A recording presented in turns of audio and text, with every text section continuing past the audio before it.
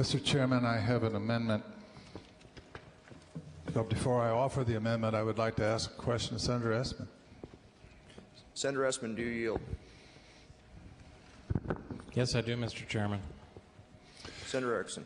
Mr. Chairman, Senator Essman, I know that all of us have been receiving a great many emails. I'm sure that as a sponsor of the bill, you've read most of them. There have probably been some today you haven't had a chance to read. I'm wondering whether or not you could share with the body just the general tenor and sense of those emails that we've been receiving.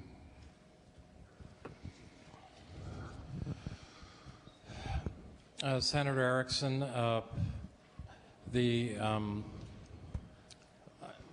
since the bill has been introduced, I've been receiving literally hundreds a day, and some are opposed to the bill because they feel it's too permissive, and many are opposed to the bill because they think it's too restrictive. Further question, Senator Erickson? That will be my only question right now. Thank you, Senator Essman. Senator Erickson, would you like to move an amendment? I want to first answer that question I asked of Senator Essman in this way. Yes, there have been hundreds. I would characterize 99% of them as simply being opposed to the bill for one reason or another. But I would also say that they have been angry and terribly upset folks out there. And what I'm going to do after I move my amendment is to read just a few lines from some of the folks. Mr. Chairman, I would now like to move my amendment, SB 423007, have it posted and deemed read. Senator Erickson. Mr. Chairman, to say why this amendment is here, I'll first say that the amendment is entirely in the first 10 pages of the bill. It has to do with people in chronic pain. And I want to go back. I want to go back to my own experience in the year 2000. I was walking doors. I knocked on the door, and I had for the first and only time ever, the question asked, how do you feel, what do you feel about the use of medical marijuana? And you all have to imagine having been asked that question in the year 2000 when no one was particularly thinking about it. And I said simply, pain counts. I did nothing about having said that year, but 2 years later I was asked to carry the bill in the House to the House, which eventually became the bill we have, the law we now have. It was voted by the people rather than the floor of the House and the Senate, but it was the same bill. So I feel responsible, and I felt really good about that bill until you see the graph that happened that the good senator from Billings has brought to us. So I think that this bill does need to pass, but it needs to pass so that people aren't hurt. And let me then begin to read a couple of my emails. Please don't penalize me because I use medical marijuana for pain control.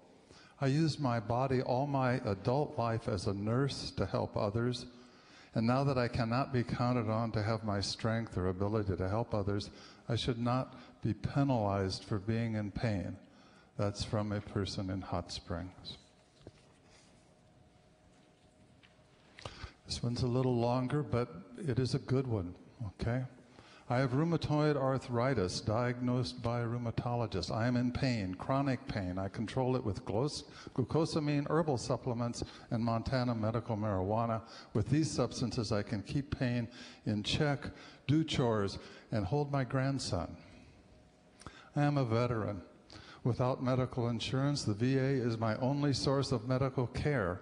As such, my primary care physician is in the employ of the federal government and cannot recommend medical marijuana and keep his present job, but with a smile and a wink suggested trying a local doctor in private practice. To establish a relationship with a doctor not in the employ of the federal government would be a great financial burden. to myself and my brothers and sisters in arms. I request the Senate keep Montana's veterans in mind and eliminate this cumbersome burden. The next one is actually not an email, it's a reminder. We all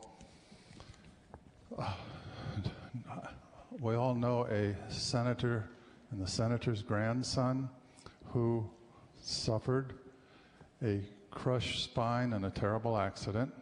That happened, when he was quite young, in his 20s. Try to imagine that person having had a primary physician who he had met 4 times in the last, as Senator Esmond said, maybe over many years. I very much doubt whether he had such a physician. Try to imagine him having to wait to be able to get the only substance that has helped his pain. That's the senator's grandson. He's talking about Jerry Black's grandson. This is one that's a really long email having it to attack the medical care in general and the president's plan.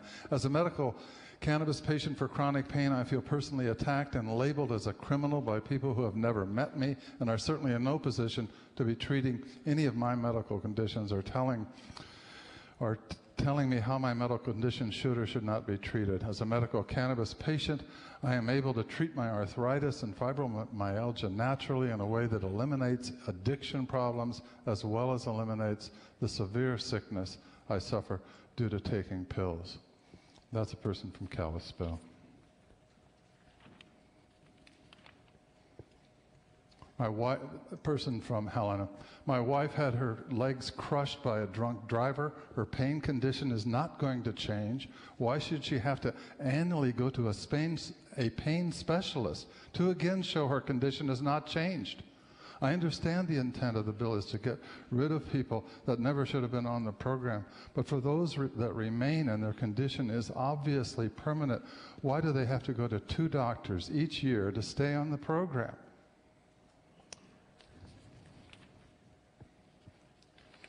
This is one from another person who had a car accident and no insurance. I personally cannot afford 1 doctor's visit, let alone 5 doctor's visits within a 6-month period. I have to pick up another job to pay for my first doctor visit with all the additional expenses of tests. That's somebody from West Yellowstone.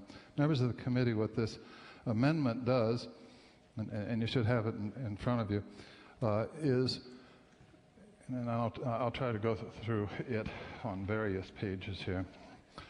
Turn to page 2.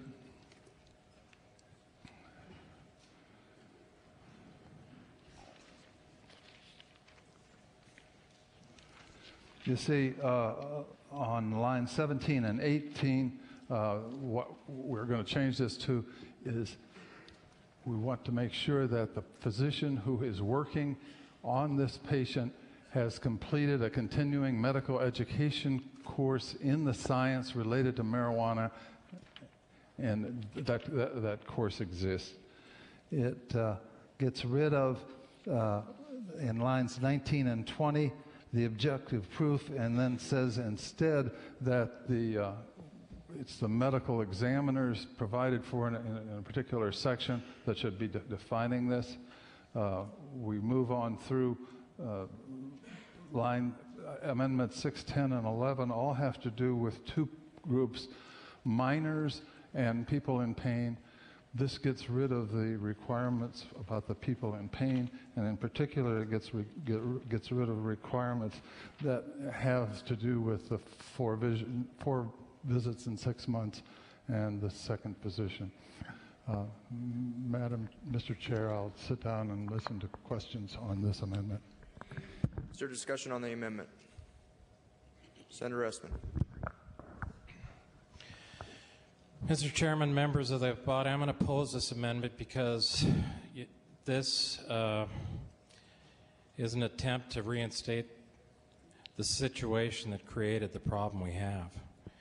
And I would argue that in the specific examples brought forth by Senator Erickson, obviously if there is a crushed spine, there's an x-ray. That's the objective proof.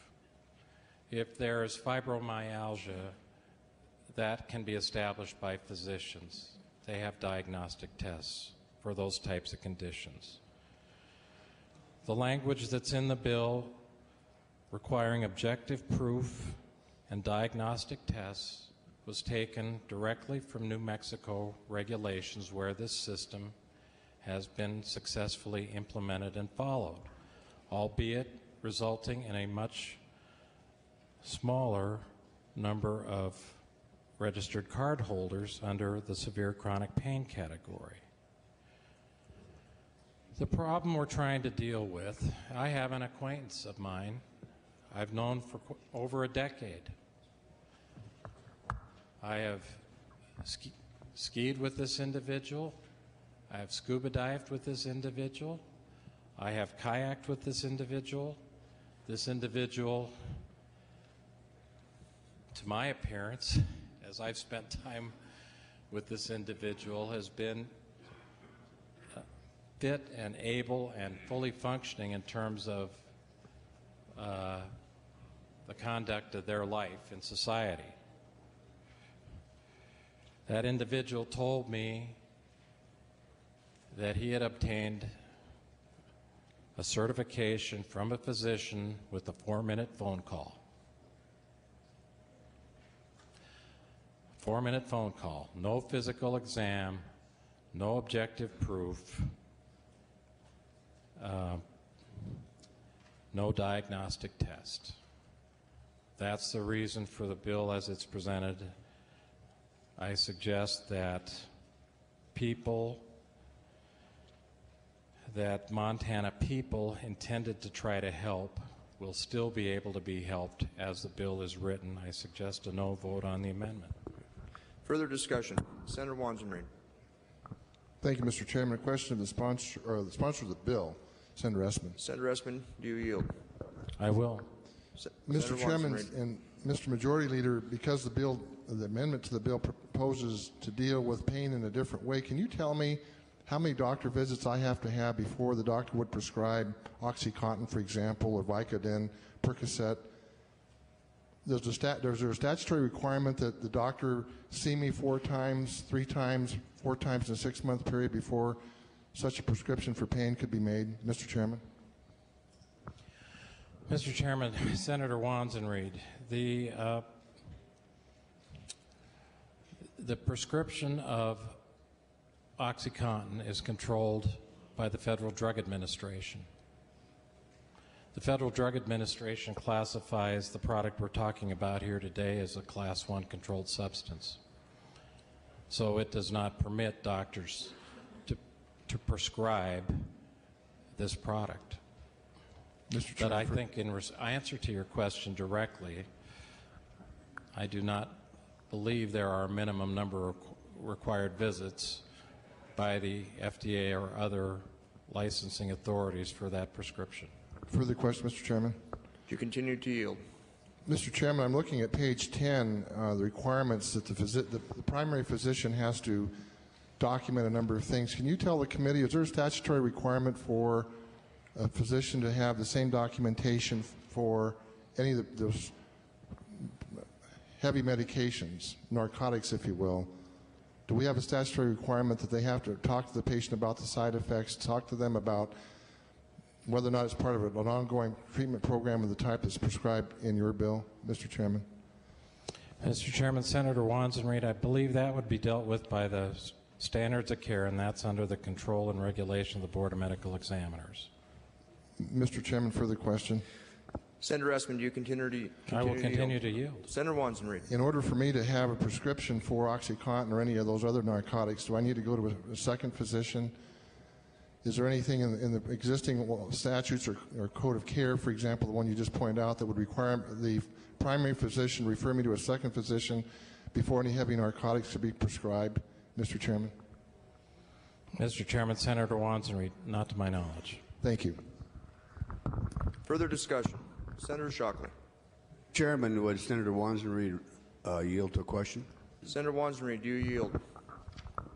Mr. Chairman, I yield. Senator Shockley. Mr. Chairman, Senator Wanzenried, would you agree with me that if you had a prescription for Oxycontin, it would be for a limited period of time, and it certainly wouldn't extend a year? Mr. Chairman, Senator Shockley, I've never had a prescription. I'm not an attending physician, so I have no idea what the course of that may be. I can only tell you that I'm familiar with a lot of veterans, as I'm sure you are, that have been prescribed that and have had to make tough decisions about what they're going to do with their lives, to be addicted to a narcotic of the type you just described, or put a gun in their mouth, or illegally take care through medical marijuana under existing law. Mr. Chairman. Mr. Chairman, let me address the bill. Senator Shockley. I've taken pain pills off and on all my life. I've broken pretty near everything. I've never had a prescription for a pain pill that went for any extended period of time, particularly a year. You'd have to show that you had the pain or they wouldn't renew it. But something like Oxycontin, I think I have had it, it certainly wouldn't be for any very long period of time, and indefinitely, definitely not. Further discussion on the amendment? Seeing none, Senator Erickson, care to close? Yes, I would, Mr. Chairman. This bill has lots of material in it about doctors, okay? All through the bill. There's stuff about standards of care. That's all fine. My amendment does not touch those portions of the bill having to do with the doctors. This has to do with the patients. One more. Reading. I have been a medical marijuana patient for almost a year. Haven't felt better since getting hit by that truck. I'm able to tolerate my pain enough to get up and go around and look for a job and live comfortably. I don't understand why you want to take that away from me. With this law, I won't be able to get my card because I will not be able to afford to see two doctors, one being a specialist. No way. Please fix this bill for Montana. That's from a 31-year-old person in Kalispell. Members of the committee, we should not punish the patient. That's what this amendment is about. We don't want to punish the patient. Please vote for it, the amendment. Question now arises on the amendment of Senator Erickson. As many are in favor of the motion, vote aye. Those opposed, vote no.